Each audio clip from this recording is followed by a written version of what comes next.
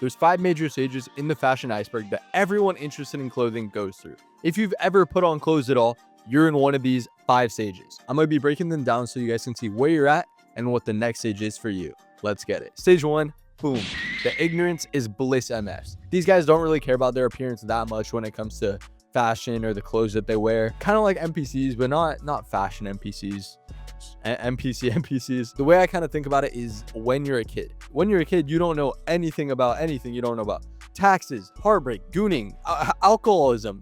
Life is good when you're a kid. But then you slowly start to grow up, become more self-aware of your existence, conscious of your dwelling, if you will. You start to kind of get a grasp of like things that are considered cool, what other people deem as cool. And you're like, I'm trying to be cool. So you start to put yourself in that light. Jinkos. Yeah. Stage 1, kind of, you're a kid, you don't know anything about it. Stage 2, you're trying to become cool. You're trying to boss up. Stage 2, the fuck around and find out. The experimentation stage. You start testing out the waters, testing out the styles that you think would look good on you, what you want to look good on you. That you find out what you look chopped in. You find your pros and cons, your strengths and your weaknesses. Now, the way I think about this one is I call it the younger brother paradox. It's not an actual thing. I'm just yapping right now. But like when you're a kid and you have an older brother, it's pretty common for the younger brother to look up to the older brother. Everything that the older brother does is cool. Bro really like grooms you into who you are in a way. Like your music tastes, what you like to do for fun in terms of sports, in terms of interests, all these other stuff. Your older brother pretty much puts you onto a lot of it. Basically, what I'm getting at here is that in this paradox, you are the younger brother, and the fashion MFs that you see online are the older brothers. That's when I need a hydration drink that'll pick me up. That's when I need Squarespace, where you can make an entire fully functional website. This is why it's so important that you find good mentors to listen to, chat, because you don't want to be going down any dark rabbit holes. Start buying Rick. Start talking about Capital Jeans. Start learning how to DJ. Too many fallen soldiers out here. Now, stage 3, chat, I'm not even going to lie to you guys. This is the prime spot to be in. If there's anywhere I want to be, it's in stage 3. Because stage 3 is kind of like when you're max level in video games. Like, let's say you're playing COD. You've been grinding, leveling up. You're max level. You probably got some good camos now. And now you might be thinking like, wait, how is stage 3 the max level if there's stages 4 and 5? Like, how are you going to go higher than the max level? Well, this is because, boom, prestiging. In COD, the standard level cap is 55. You've unlocked all the guns, probably got some cool camos, and now you have the option to prestige. Will you do it?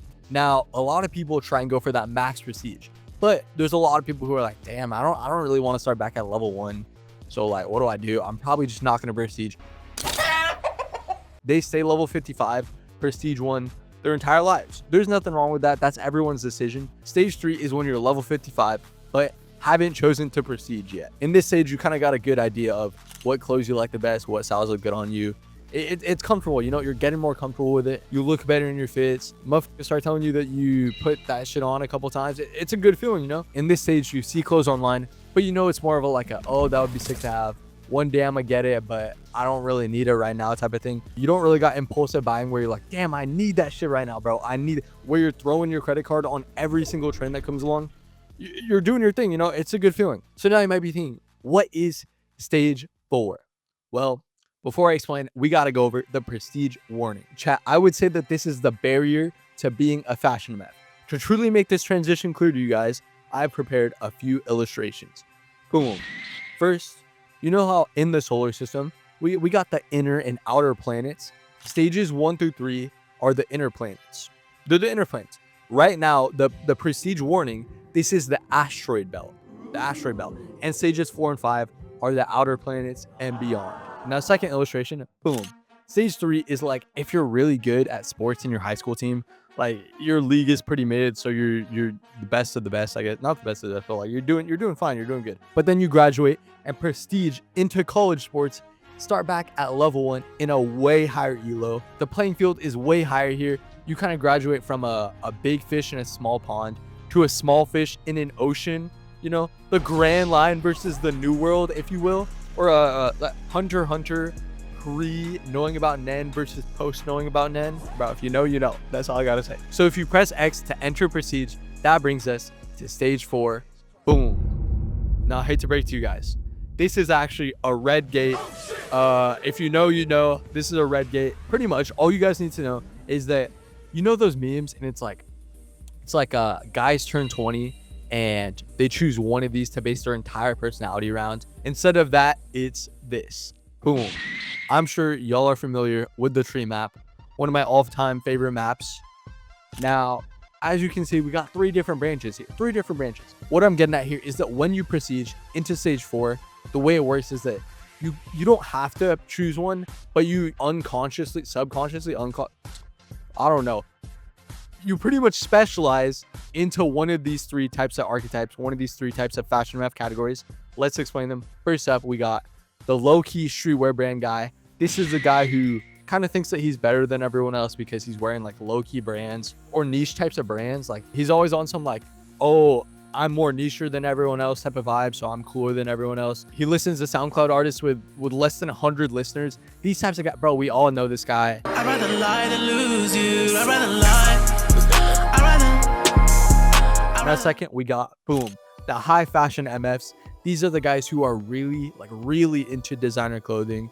You know, super into it. Yoshi Yamamoto, Rick Balenci, Raph, Helmet Lane. Now the first 2 archetypes are pretty similar. I would say there is kind of a difference. It's a lot of elitism with both of these, but you know, there's the second one is definitely more into like the high fashion type of fashion, and the first one's more into the streetwear side, I guess. Now third, boom, we got the modern hype beast trend farmer. These all could be the same guy realistically, but this guy is the one who consumes pretty much every trend. He's buying literally everything. The Apex Supreme Tee collab, you know he bought that shit, even though that shit was kind of fire, but like, you know he's on that shit. This is the same guy who's wearing Supreme and Off-White, Jordans, all that type of stuff years ago. I'm sure I don't gotta explain it that much. We all know these guys. These are the 3 archetypes. They are very similar, but they also are very different. It's very niche bubble for each one of them.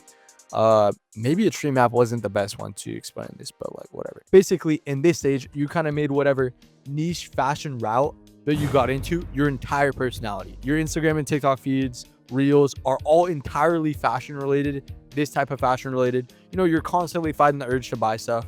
And don't get me wrong, this can be a good thing because, you know, it is good to be very into stuff, to have hobbies, be interested in stuff, makes you more interesting type shit. So like, don't get me wrong, wearing trends is okay, but also not wearing trends is okay. The most important thing is definitely to just be self-aware of what you're consuming, what you're buying, what you're watching, what you're spending your time doing, you know, what you're thinking about spending your money on. Just make sure that you're only buying things that you actually like and not because you're trying to impress others or be on some trend shit or like. So stage 4 isn't inherently bad, but I do think a lot of people don't realize that they can get lost in the stage for years, for some their whole life even, make that short their entire personality.